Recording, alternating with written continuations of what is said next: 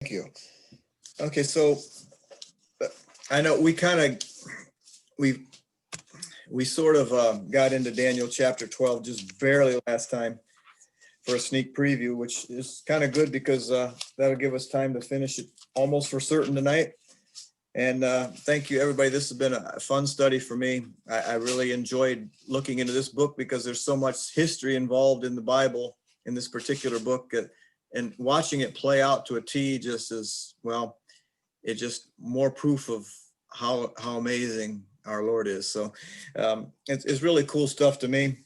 And since I get to teach history for a living, it's even more interesting just because it fits in with my line of work. So thank you for bearing with me all this time, and hopefully you can bear with me one more class period here. When we start talking about Michael again in chapter 12 and verse 1, talks about him. He shall stand up, the great prince who stands watch over the sons of your people. And when we're talking about Michael, there's similar reference. If we go back to Daniel chapter 10 and verse 13, Daniel 10:13, but the prince of the kingdom of Persia withstood me 21 days, and behold, Michael, one of the chief princes, came to help me, for I had been left alone there with the kings of Persia. So Michael must be a champion of God's people. And, we talked about, what goes on behind the scenes that we don't know about. And we're not talking about like behind the scenes, like what goes on in smoke-filled rooms of Tammany Hall back in the day, how politics take place. We're talking about what goes on behind the scenes spiritually, angels of God working in ways that we're not even necessarily aware of. And we have little hints along the way. But I think what we can safely say about Michael is that he's a champion of God's people. And he's there. And, and if he's there, God's there because God sent him. And you think about when Jesus was in the garden and he was about to be arrested, and how when Peter pulled his sword out and he cut off Malchus's ear and so forth, and Jesus said, don't you think I could pray to my Father and he'd supply me with 12 legions of angels, so if I need them. So, they're there. God's army behind the scenes is there. And it works in ways that we're not aware of necessarily. We know very little about it, but it has to be encouraging.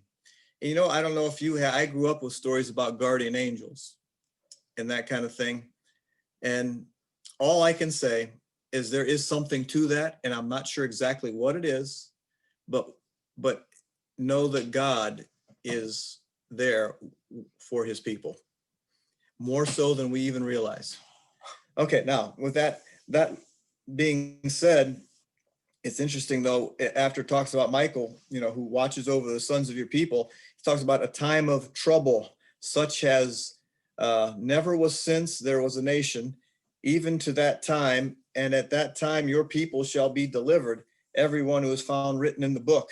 So a time of trouble. Now, if we look at the language in Matthew 24, there's very similar language there, and that probably would be a good place to flip back and forth to between Daniel 12 and Matthew 24 tonight, because there are some interesting parallels. And I'd like to point out the first one in verse 21. And I'm sure we've done this before, but once again, this doesn't hurt to reinforce things a little bit. In Matthew chapter 24 and verse 21. And of course, we understand most of this chapter is talking about the destruction of Jerusalem. For then there will be great tribulation, such as has not been since the beginning of the world until this time, no, nor ever shall be. So there's very similar language there. And I think this is one of the reasons that this ties so well together. This is one of the reasons I personally believe, and I think, and the main commentator I've been using as a guidepost, McGuigan, basically says the same thing. I mean, the book of Daniel is written in a very consistent way, where you go from starting with the kingdom of Nebuchadnezzar and it ends with the kingdom of Rome in various different places. Why wouldn't it end with the kingdom of Rome again? And this, of course, I believe is really pointing to the destruction of Jerusalem. Again, it's not the first reference, I think, that's in the book of Daniel about the destruction of Jerusalem, but I think there's no doubt about it. And the language is just so similar that Jesus uses. And one of the other things that's always, I think very telltale, if we go back to Matthew 24 and verse 15, Jesus is telling his apostles what the warning signs will be. He says, therefore, when you see the abomination of desolation spoken of by Daniel the prophet standing in the holy place. Now, I love that, if for no other reason, Jesus is endorsing Daniel's book right there. Okay, because if Daniel's a fake, then Jesus is a fake. And we know Jesus isn't a fake. So I love that endorsement because it comes from our Lord himself. He's in the book of Daniel. He's basically saying this is true. Okay, and that says, whoever reads, let him listen. You ever wonder why is that parentheses there? Whoever reads, let him understand. Now remember, the book of Matthew among the Gospels was written more for the Jewish people, the people of God in the Old Testament, than any other of the Gospels. It's more toward the Jewish reader. It's slanted that way for them. Think about whoever reads, let him understand, and keep that in mind when we get to a little bit later part of Daniel chapter 12. Okay, so the language is similar. But then it talks about in the same verse, still in verse 1, we're going to be in verse 1 for a little bit. Everyone, it says, at that time your people shall be delivered, everyone who is found written in the book. Okay, what kind of deliverance are we talking about here? And what book is being described here? I guess that's a two-part question, I suppose. What are your thoughts? Indeed, that cat looks like about a tiger, the way it's next to the camera. It's so close to the camera. It looks like it's about to devour you. I would think it's the book of life. Okay, and yeah, it's like, if our names are written in the book of life, if we cross-reference that with Revelation, that's a place to be. And so regardless of whether these faithful Jews lost their life or they literally got out of Dodge in time to be delivered, God was with them. If they were faithful to him, the worst anybody could do would be to kill them. And I know that sounds, yeah, I guess that's the worst people can do. Yeah, but you die and then you're with the Lord. I mean, like Paul says, to die is gain and to live is Christ, and to die is gain. He was torn between the two. But regardless of what happened, what's the bottom line? If you're in the Lord, it's all good. It might not seem all that pleasant at the time, but when eternity's involved, what does that really mean? That small time of suffering, and and that's easy to say when you're not suffering, I know, but the deliverance is going to be there for God's people. Now, does anybody think this is talking about the final judgment?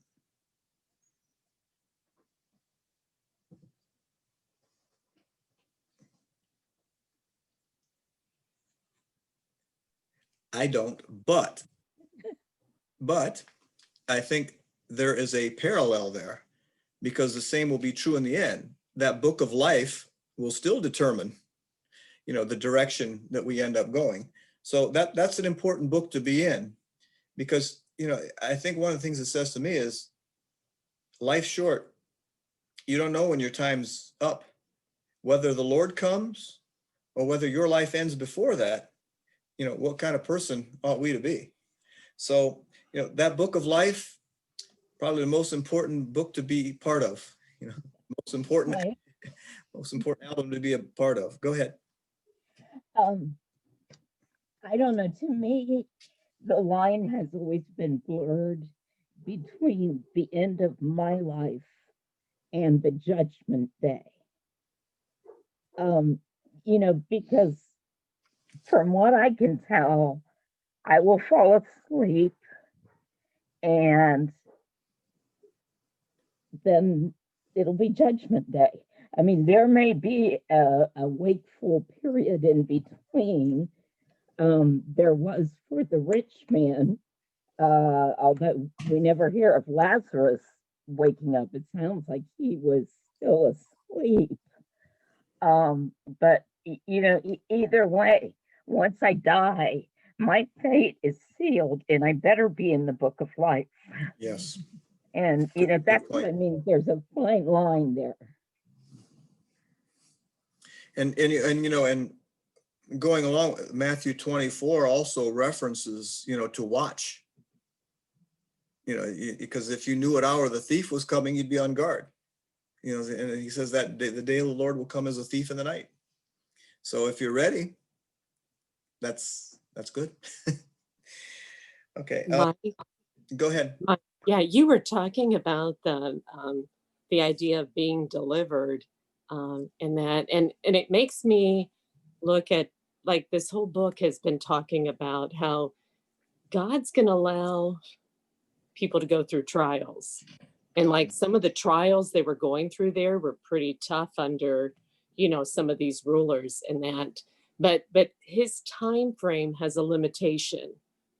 In that, and when he says like he's going to deliver them, and that means he has a set time. He's not going to allow it to go on forever, and Good everything. point. And sometimes we look at the here and now, and we don't realize there's an end to something, and that, and maybe it ends in my death, maybe it ends, when I'm still alive, whatever. But there's going to be an end to that trial, an end to that time when he's letting his people be persecuted. And that, I thought about like the deliverance that he had through Moses for the people when they were in Egypt, and that culminated an end to that time, and then they were delivered away from that, and so like you were saying, I don't think this is talking about the judgment in this verse, it probably later on in this chapter, but I think, I take it from that this is telling me that God will do this for all of us. He's going to allow trials to happen. He's going to allow times to be tough, but we need to know that it's not always going to be like that. Dig your heels in, stand firm, and the end will come if we stick with him. He'll make us reign in the end. He'll make us overcome whatever we're going through, as long as we don't give up. And so that's kind of how that deliverance thing was speaking to me about. And then as we get into verse 2, it talks about two different kinds of people. Those who sleep in the dust of the earth that shall awake, some to everlasting life, some to shame and everlasting contempt. So we have the righteous are going to shine forth, and the unrighteous, well, they have another destination, and we know what that is. Now here's the part I was getting to that I alluded to earlier in verse 3. Those who are wise shall shine. And okay, Nelson, you ready to spout Ephesians 5:17? Therefore, do not be unwise, but understand what the will of the Lord is.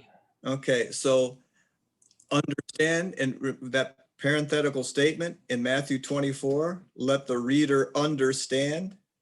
Going on, can you see that tie-in? So I think all this is coming to a culmination. You've got Jesus talking about the book of Daniel, in Matthew 24. And then when he says, let the reader understand, well, do not be unwise, but understand what the will of the Lord is. Those who are wise will understand, they'll shine. All this is coming together, and I think it's very consistent. We know God is not the author of confusion. So I think this fits together so well. And who will they? They'll shine like the brightness of the firmament, and those who turn many to righteousness like the stars forever and ever. So no matter what happens, the righteous are going to shine. And I think that's the message for all of us. It was for God's people then, it's for God's people now. The righteous will shine forth. And, that's, one of the things, to walk before our Lord, to be righteous in his sight. How important is that? And I don't know if we can put a value on that, how important that is. It's so important. So, this is a book of encouragement, and, in a segue, it's a great segue into Revelation, which is also a book of encouragement to God's people who are suffering a persecution at that time. So, Daniel's being told some bad news here about what's going to happen to his people, but yet there's a silver lining here. And at the end of the book, I don't mean to give it away, but it's been around for a couple thousand years, so I guess there's no surprise endings there. I mean, he's basically telling Daniel to go your way, and you're good, you're righteous, and hopefully the Lord will be able to say that to us all someday as well. Okay, so verses 1-3 have to do, I think, with the destruction of Jerusalem is coming up, and how the righteous will be delivered. It may not be physically, but it will be spiritually. And, there were some that if they did understand this prophecy, if they did understand, they knew to get out of Jerusalem when the armies were surrounding it, because that was the sign that here it comes, it's coming down. And this is one of those prophecies, I think, that it really paid off to know your scripture at that point in time. So, okay, before we move on, does anybody have any comments or questions? Because we're going to kind of shift gears again and we go into verse 4 and beyond.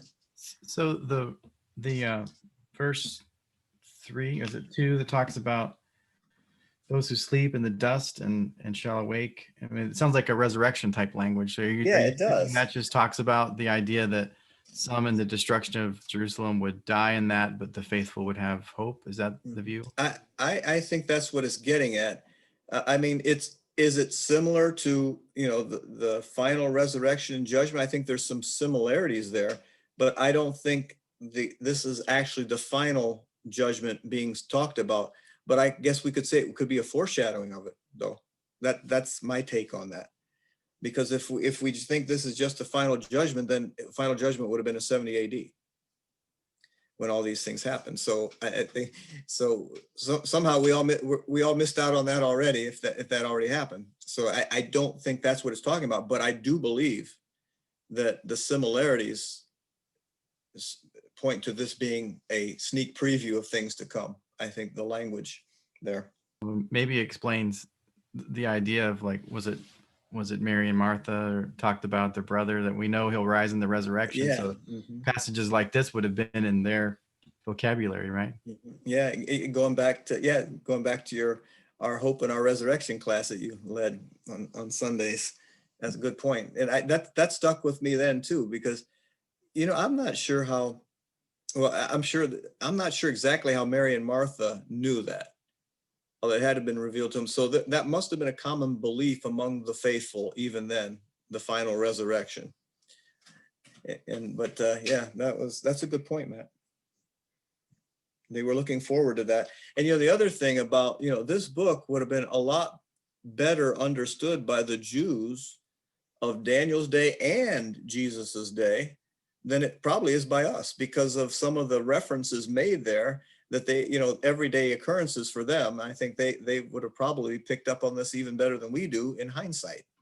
So, but anyway, you can definitely see God's hand and the consistency of the scriptures and the uniformity and just, how it all fits together like a big divine jigsaw puzzle.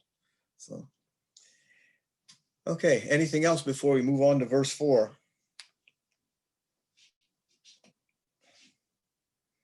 Okay, verse 4 is kind of a standalone in some ways, because Daniel is told to shut up the words of the prophecy. And at this point, that means they're going to happen. It's been determined. But I think there's also something else significant. We made a similar reference to a previous passage in Daniel. If we compare that to Revelation 22:10, as far as a time frame basis goes, it says something totally different in Revelation 22:10 about what to do with the prophecies. In fact, it says not to shut them up because the time is at hand. Revelation 22:10, and he said to me, do not seal the words of the prophecy of this book, for the time is at hand. And, when we make that comparison, I think this gives us a very good idea of the time frame. Now, it might not give us an exact idea of the time frame. That's going to come about later. But if you make the comparison, if sealing up the prophecy means whatever's going to happen, it's a long way in the future.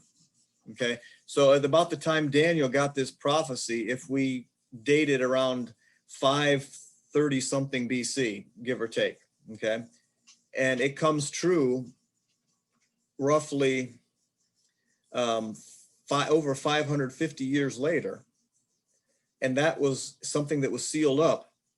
And then in Revelation, when they say don't seal it up because the time is at hand, how is not sealing it up going to lead us to something 2,000 years later? How is that a longer period of time than sealing it up? It doesn't make sense. It's inconsistent.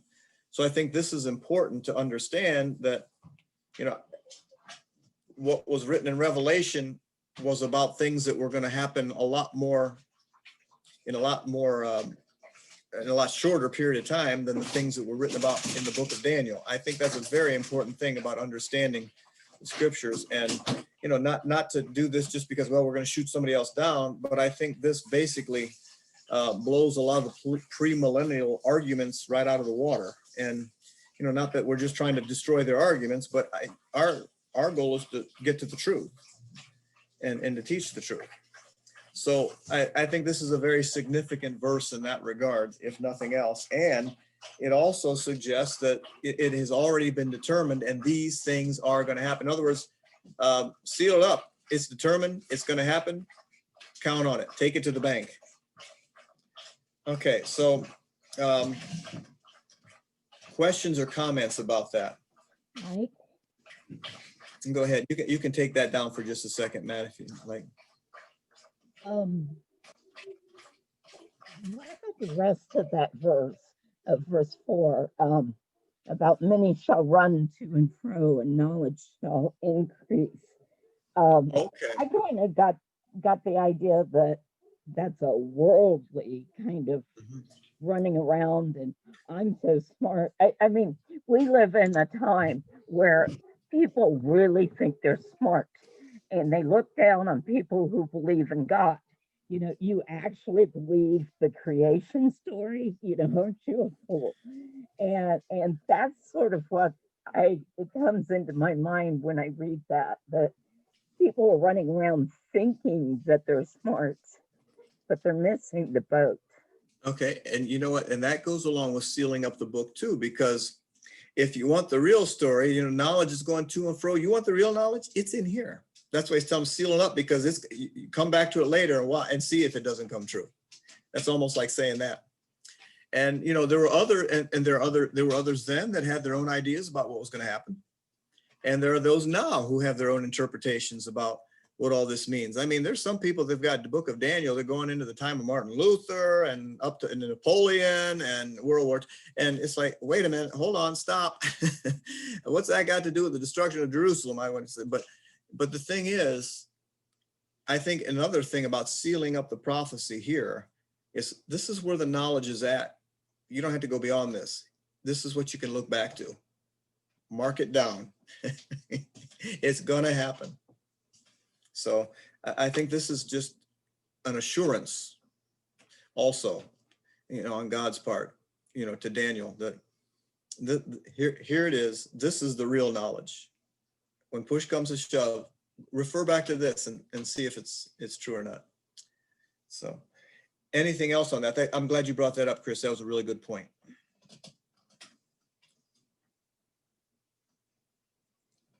Okay, now verses 5 through 10, I think are different ways in which we can relate this to the destruction of Jerusalem once again.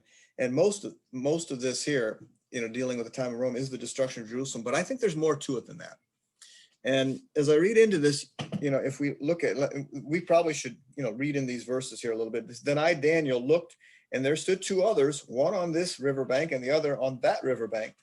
And one said to the man clothed in linen, who was above the waters of the river, how long shall the fulfillment of these wonders be? So these two guys that he sees in his vision, they're asking this question, and I think they're going to give the answer too. It's going to be given. And this is important that an answer is given. So how long, you know, like this stuff you're talking about, when's it going to happen? And that's what we want to know too. When is it going to happen, or when did it happen in our case? Okay. So it's the answer is here in verse 7. Then I heard the man clothed in linen who was above the waters of the river, when he held up his right hand and his left hand to heaven and swore by him who lives forever. Okay, so he's swearing by the Lord himself. So that pretty much seals it right there. And if not, there's a lot of blasphemy going on in this verse. If this wasn't true, he says that it shall be for a time, times, and a half time. And when, all right, let me stop there. Okay. Time, times, and a half time. What does that sound familiar to you? The language there. Revelation. Yeah, it's in book of Revelation. And usually it refers to a period of 3.5 years. What's 3.5? Why 3.5? Any significance to that? Karen's telling me, but I was just, I'm not going to tell you what she said though. Half of 7.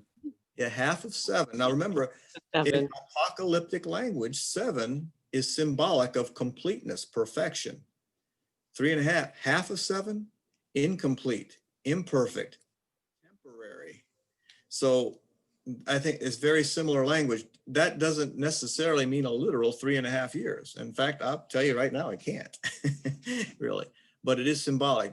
Dee, were you gonna say something? I saw your screen light up there. No, okay. So that is one of the things. So this is, when's these things, there's gonna be a period of time, it's gonna be temporary. Okay, now, when is it gonna be? When the power of the holy people has been completely shattered, all these things shall be finished. So the end of this prophecy is when the power of the holy people shall be completely shattered. Who, I'm going to ask the obvious question, who were the holy people that were being referred to here? Who's the only holy people Daniel would have known about anyway? It's got to be talking about the Jews, because even if it was prophesying about the church being God's people, we never read about any time when the church is going to be shattered. It's going to go on forever.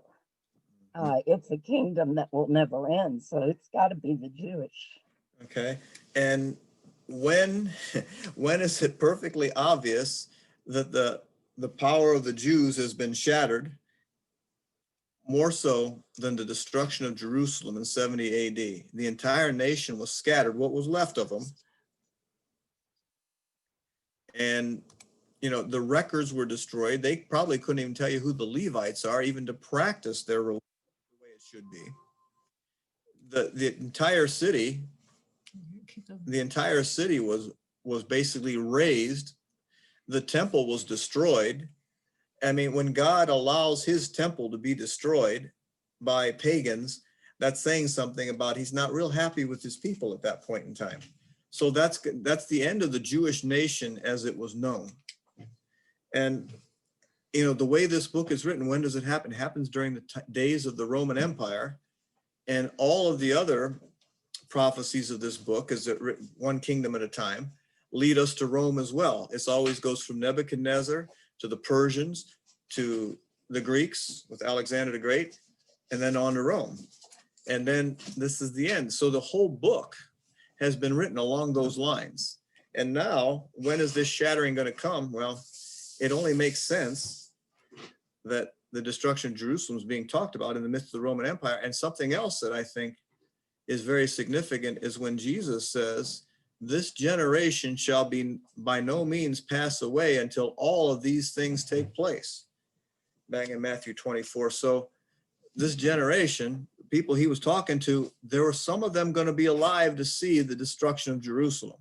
If it happened too much further beyond that, that would have been a false statement by Jesus, unless somebody lived, a few hundred years after that, which that wasn't happening anymore. So that I think that's very significant to point at the consistency of the scriptures and pointing us once again to the destruction of Jerusalem here. So, he wants to know, when's this trouble going to happen? Well, there it is right there. And, Jesus refers to that in Matthew 24, the abomination of desolation as spoken of by Daniel the prophet. Let the reader understand. Okay. These devout Jews who were well versed in scripture, they would have understood that. They would have understood that. Because so Daniel at this point is probably does understand what's going on, but he doesn't want to believe it because his people are going to be harmed here, physically at least. And verse 8, he says, although I heard, I did not understand. Then I said, my Lord, what shall be the end of these things? So when he asked that question, when he said, I didn't understand, and then he asked, my Lord, what shall be the end of these things? Did he really not understand it? Or was it that he just was hoping against hope? That, oh, please, not this, but some reassurance of what's going to turn out Mhm. once this does happen. And now when he asked and even then, when he asks about the end, that goes back to verse 7, times and a half times, that symbolic language of something that was temporary, that wasn't permanent, that wasn't perfect. Okay. There was going to be an end to it. When you're talking about the perfect numbers in God's kingdom, it's an everlasting kingdom. So somebody is going to wreak havoc on the Jews at this time. That somebody's going to be Rome, but there's going to be an end to it eventually. And God's people will be delivered, whether it's physically, spiritually, or both. But especially they're going to be delivered spiritually. Okay, so verse 9, and he said, go your way, Daniel, for the words are closed up and sealed till the time of the end. In other words, it's already been determined. At this point, there's nothing you can do about it. And he goes on to say, many shall be purified, made white and refined. We're talking about the righteous again. So this is kind of repeating what was said earlier in a different way. But the wicked shall do wickedly. And that same language is kind of used in the book of Revelation as well. When it talks about that verse we said about not sealing up the prophecy in 22:10 and 22:11, it says, he who is unjust, let him be unjust still. He was filthy, let him be filthy still. He was righteous, let him be righteous still. He who is holy, let him be holy still. So, people are going to still do their thing, but they're also going to reap what they sow. And I think this is the comfort for God's people, because when we stick with the Lord, we reap eternal life with him. If we don't, well, we have a very different alternative there, and a very different situation that we're going to be facing.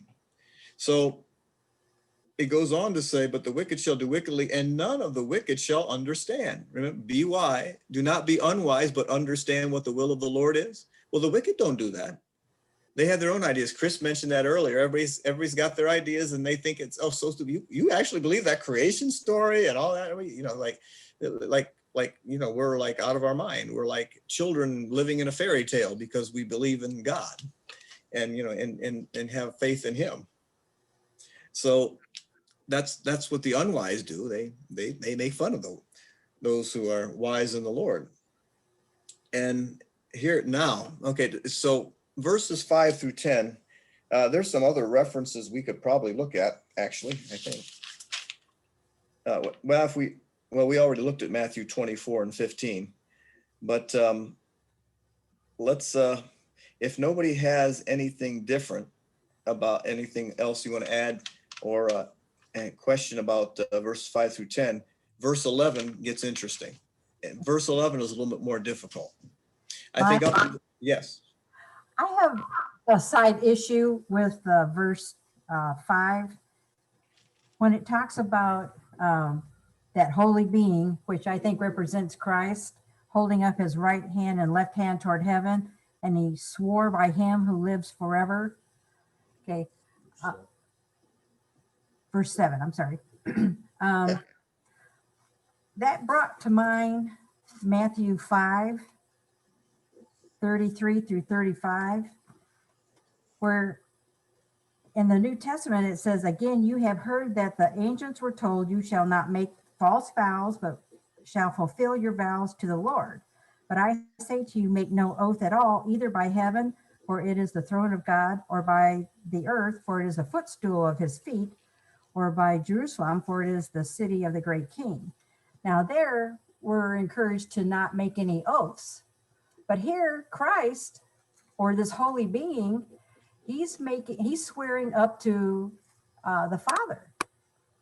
And trying to think of the verse, Brenda. I think it's in Hebrews where it talks about when God had nothing greater to swear by, he swore by himself. Yeah. And I think this is similar to that. I think this is a divine being making an oath, and there's no going back. This is the way it is. So, so let it be written, so let it be done. But I mean, at the higher level, remember Yul Brynner when he played Pharaoh in the 10 Commandments. So let it be written, so let it be done. But this is the real thing. I mean, I think this is the Lord himself saying, this is what's going to happen. Write it down and believe it. And he's telling them to seal it up as well. So, and I think, when the Lord's making a vow, we know he's going to keep it. So I think that's different, because the problem, when people make vows, sometimes they don't live up to them. Right. And then, it's like when we don't live up, I think it's similar to when we don't live up to our Christian calling, we tarnish the image of Christ. When people when they make vows by the Lord and they don't live up to them, they tarnish, the name of the Lord. And I think that's more what it's talking about. I think what they're just saying is, hey, when you say something, you give your word, that's all they need. That you don't need to swear by anybody. You let your yes be yes and your no be no. But I think here, this is a surety. This is an assurance. When God says it, you better believe it. I think that's what this is in reference to. But I see what your point is, because sometimes you think like, well, does that mean we shouldn't make any vows? No, we just need to keep our word. We don't have to swear by anybody or anything. We just make sure that we're being honest, I think. But this was God's way of sealing the deal here and saying there's no doubt about this. Because God, it can relent from some things.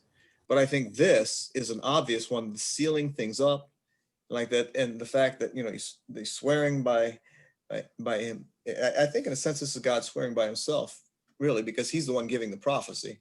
I think this is just putting the seal to the deal. This is making it, there's no question about it. It is going to happen. Mark it down. Nothing's going to stop it. So, Mike, you've been making references to Revelation all along through this. And that was interesting when Brenda pointed that out, because there's a passage in Revelations 10 that is so similar to this, where an angel was, verse 5, was standing on the sea and the land, raised his right hand to heaven and swore by him who lives forever and ever, who created, that is, the heaven and what was in it, and that there should be no more delay. So you have the same kind of thing, written in the same kind of language in a book that's highly related to this in Revelation. So I thought that's kind of interesting that here it is again, that it's saying that, and I agree with everything you said there about when God says it, he means it, and he can follow through. And it's so different than us humans that sometimes, we say it and we think we mean it, and then later we don't follow through, and and that we need to do that. But I just thought that was interesting. Here it is in Revelation again. He's saying something similar to that. And something else, I think, with that angel saying that, whether it's Revelation or whether it's here in Daniel, I think this is certifying that God is saying this, because, it's like, Christy's not online. She's got class tonight at the NAS. So I'll pick on Leanne and Dominic now that I see Leanne's on there. Dominic's sitting right next to me here. So if Leanne's, doing something, Dominic comes, hey, Leanne's doing this or that. I'll say, hey, go tell your sister to knock it off. I said so. Okay. That's coming from me. Okay. So Dominic said, Dad said, it's not like Dominic says, Dad said. So yeah. Yeah, Leanne. Yeah. Just look, don't roll your eyes at me. Anyway. I learned a lesson about this. The kids were like 2 and 3 or 3 and 4 years old. And we had gone up to Cleveland for a medical appointment for Davy. And I had told them when we were through with that, we would go to the zoo up in Cleveland. Well, we got there and it was like 5 o'clock and the zoo was closed. And they're like, but mom, you said we were going to do this. And I always, I take it very seriously. If I tell a dog I'm going to go play with him this afternoon, I keep my word to the dog, and I always try to keep my word to the kids. And I said, this is the difference between me making a promise and God making a promise. I do not have the power to open up the zoo and make it happen. God's got that power. When God makes a promise, it sticks forever. But I've always tried to be very careful in how I word things since then. We did go to the zoo the next morning. So they did get to go to the zoo. Okay, well, but I learned a lesson. yeah, absolutely. And I think you're all making really good points about this. And, that good references to Revelation there, Dee, and good question, Brenda. So, but, this is, God saying, God sending his angel, and angel says, you don't have to believe me. Here's who it's coming from. When that angel, because God has authorized him to say that. It's God's prophecy being spoken by this angel.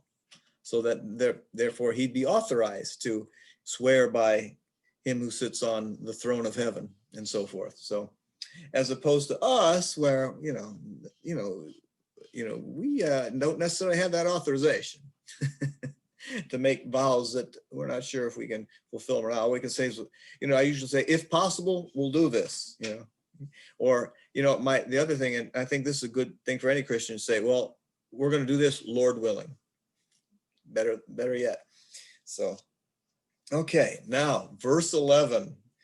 Okay, this is where the confusion could start. Okay, verse 11 and through the end, it's talking about a timeline now, and it's obviously figurative, but the question is, what exactly does this mean? Because it's not necessarily exactly like the figurative language earlier in this book, or that we'll see in Revelation later.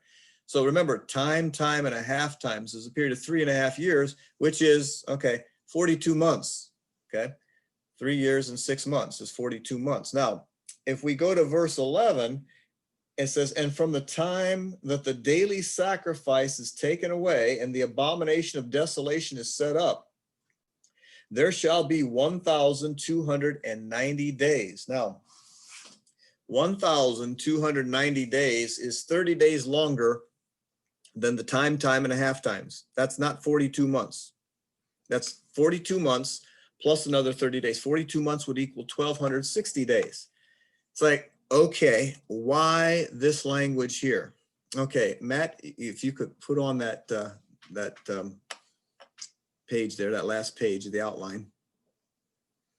Okay, in the Jewish society, there's what is called an intercalary month. Okay, I had to get the pronunciation from this right. We Googled the pronunciation because I wasn't sure how this was said. An intercalary month. That's one of the. There's two, but that's the one I could handle. So an intercalary month was added every few years because the Jews used a lunar calendar. They had 12 months, usually of 29 to 30 days each. So every few years they had to add 30 days to the calendar. It's that's the Jewish version of a leap year, but they didn't add just a day, they added a month. Okay, and so this intercalary month was added to the Jewish calendar at the end of a year. It fell after the month of Shavat and before the month of Adar. And that was a year that would have had more days in it. And so what you have here, this would have been 3.5 years if it were in the midst of one of these intercalary months, if one of these intercalary months were in process. And what does that mean for our purposes? I don't know. But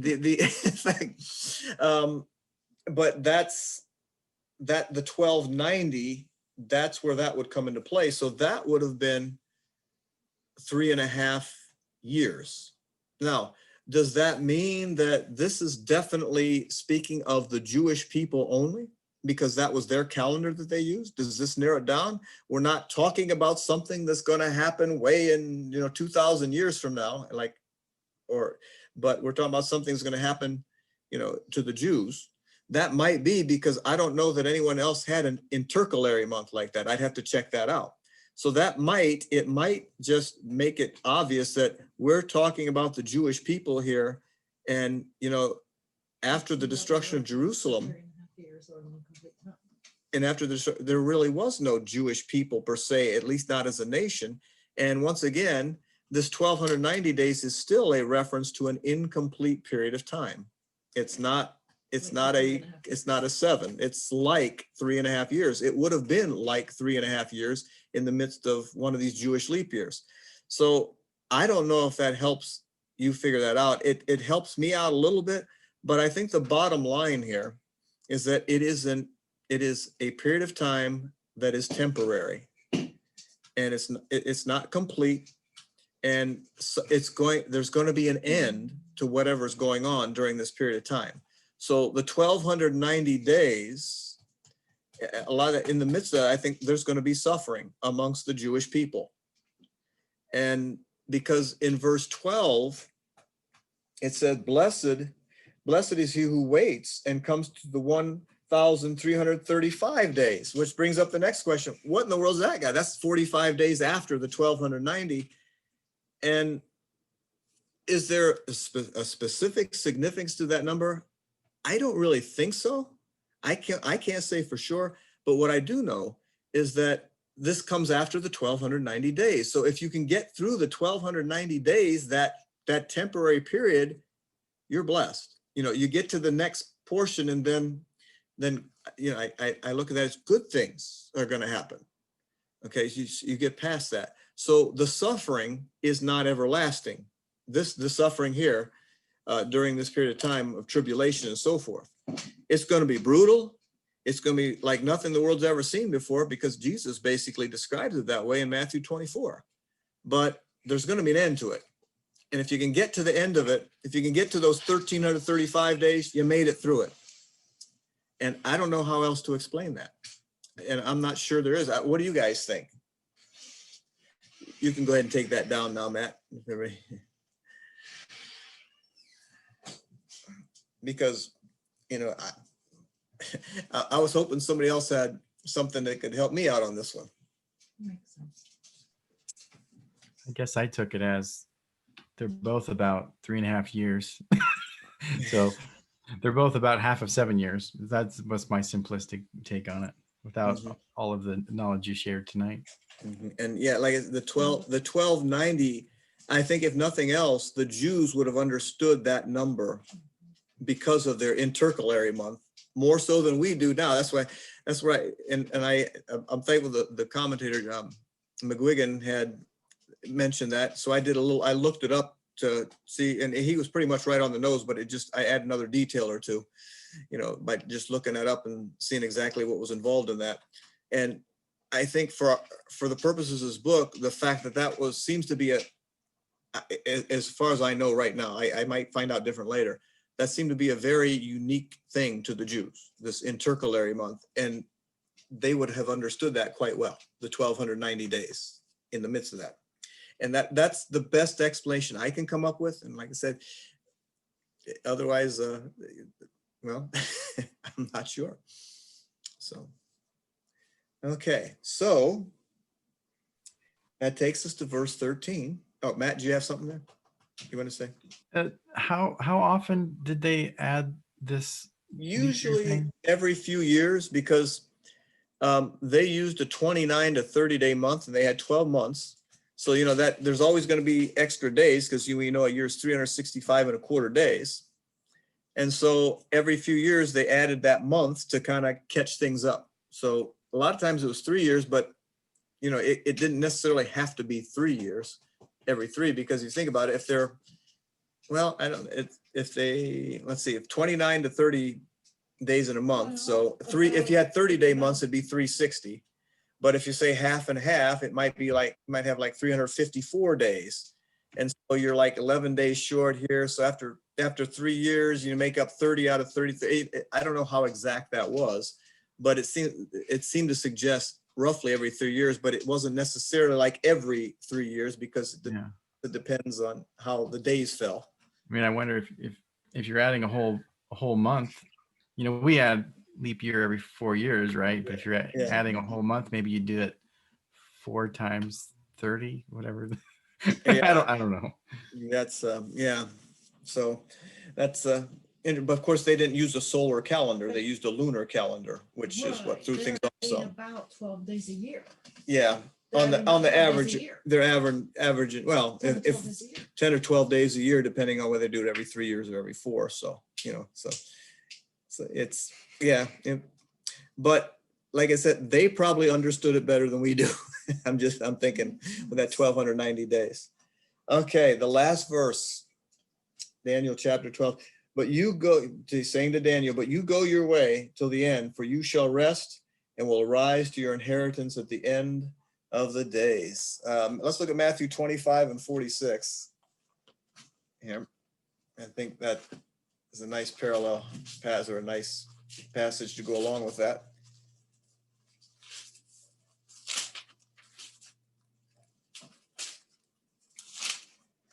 Yep, my pages are sticking together. Matthew 25:46 says, and these will go away into everlasting punishment, but the righteous into eternal life. Well, we know Daniel was among the righteous, and that's what he's basically telling Daniel. You go your way. You know, it's like him saying, well done, good and faithful servant. You've done your job. And I'm letting you in on what's going to happen. But you know what? You're going to be with me. And wouldn't it be awesome at the end if the Lord could say that to all of us? And hopefully he will. So anyway, that's a wrap on the book of Daniel. Any closing comments from anyone, or any questions maybe that I can attempt to answer outside of intercalary months? Mike, I have a question about exactly how was Daniel supposed to seal up these words? You know, was he, I guess my mind is telling me that he actually is putting them away and no one else is going to see them. Well, he's writing them down. Yeah. And the book would be available. It's like putting up, I think of it as putting it in safe storage. You know, sealing them up means, you know, make sure you hold on to them, because this is going to be something to refer to later. And long after Daniel was gone, obviously, it was something that would be referred to later.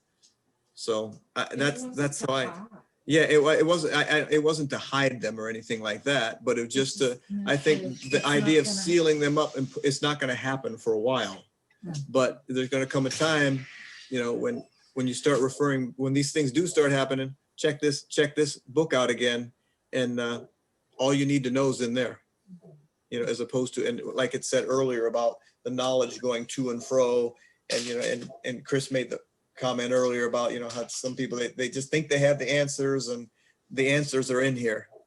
You know, it'll be a reference when you need it.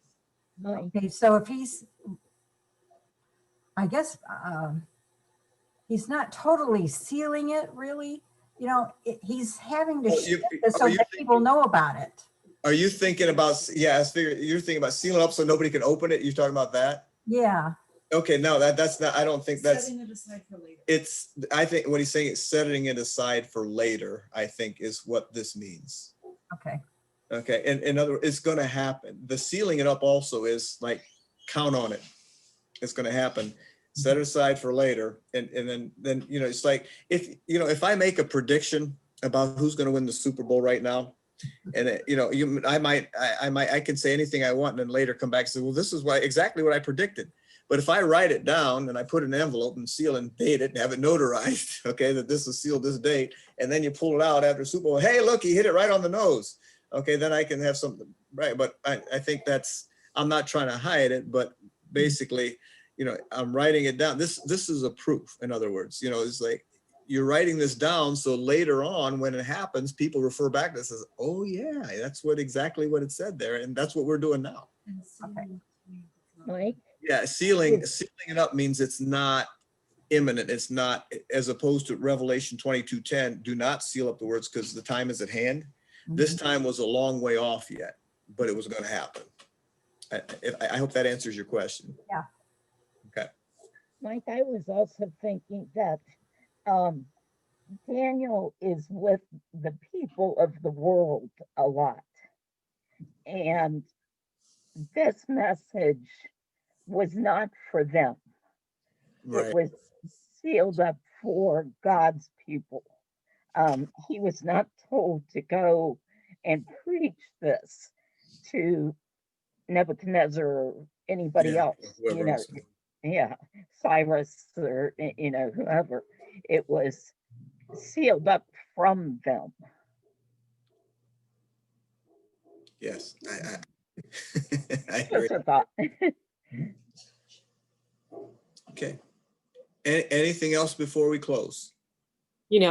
Mike, I've been reading along with another commentary, and they said something in this last chapter that really made me think, as we've been talking about all the prophecy that Daniel had, and maybe it wasn't easy for him to know that this was far off and that, but they refer to it as looking through a telescope. Like God gave him this magical telescope that he could look through it and look ahead in time and see what was going to come up and that kind of thing. And some of it might have been disturbing to him and that because he wanted to know, it bothered him to know that there was going to be more tribulation coming, and he wanted to know, make sure everybody was going to be okay in the end. But here's God giving him this vision, kind of, that he can see through the telescope. I just thought it was a great way to phrase it, and that to kind of understand his perspective had changed. It wasn't here and now. He's looking ahead into the future. And that, so I just thought that was kind of an interesting way to look at that, and that he needed to reassure him that, that I have it all together. It's okay. And that, and you've done your part, because Daniel was such a monumental figure in Jewish history that he made sure that he had this, Daniel was so revered or whatever, and would be, as others looking back on him as a Jewish person that rose during their time of, when they were taken away in exile, and that this would be preserved, maybe also because of his position and everything, so that the people later on would have that in order to do that. And watch National Treasure again. I don't have TV, so I watch National Treasure again. They're talking about, how, a map on the back of the Declaration of Independence. That's so smart because that document's so important and whatever. And it made me think about Daniel, and Daniel being important, and how God gave him this because, of course, he was faithful to him. He was humble, but he'd also, God used him to raise him up. And here's God's preserving these words that are so important, but he gave them to somebody that was important enough to make sure that it stayed that way too. It was his way of Yep. using Daniel to make sure that word was still there later for other people to read. So I thought that was kind of interesting. God's divine providence, among other things, are all over this book. There's no doubt about that. So, okay. Well, if there's nothing else, I thank you all for being patient with me these many weeks that we've gone over Daniel. It's probably been 15 or 20 weeks at least to cover these 12 chapters. So I think we started sometime in July, maybe. Christy says it feels like 6 months, so she just got home. But anyway, thank you all for all your participation, especially, and for your attention. It is very encouraging, and I enjoy these Bible studies. Thank Matt and Darren especially for getting these things going, because I think it's a wonderful thing. I never thought that a Zoom Bible study was going to be the way to go, but it's so conducive to discussion. It's incredible. I really like these. I mean, I love getting a chance to lead the discussion. I love just participating in general when someone else is doing it too. It's so conducive to good discussions among people, sharing their faith and trying to grow in the Lord. So I really appreciate all of you, and I thank you very much for all these weeks. So we're going to close in prayer, and Tim is going to lead us in that prayer.